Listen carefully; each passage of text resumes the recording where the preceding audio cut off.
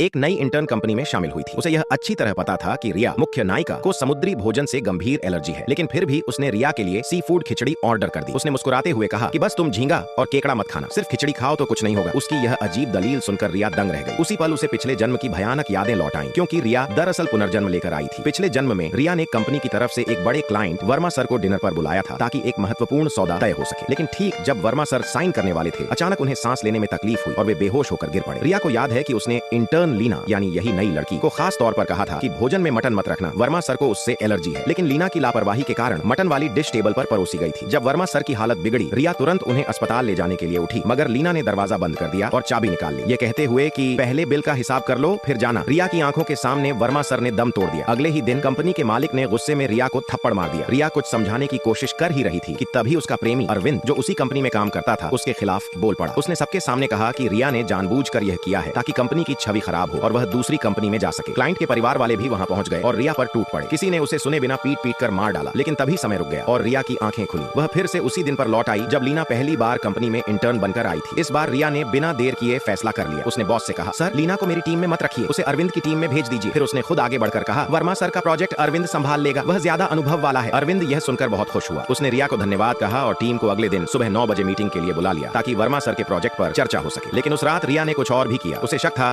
कि लीना कोई साधारण लड़की नहीं है, इसलिए उसने इंटरनेट पर उसके बारे में खोजबीन शुरू कर दी। रिया ने पाया कि लीना के बारे में कई अजीब बातें फैली हुई हैं। लोग कहते हैं कि वह दूसरों की बातों को समझ ही नहीं पाती और जहां भी जाती है वहां मुसीबतें अपने आप खड़ी हो जाती हैं। रिया ने कंप्यूटर स्क्रीन पर नजर टिकाए मुस्कुराते हुए बुदबुदाया, अरविंद अब तुम्हारे अच्छे दिन शुरू नहीं, खत्म होने वाले हैं।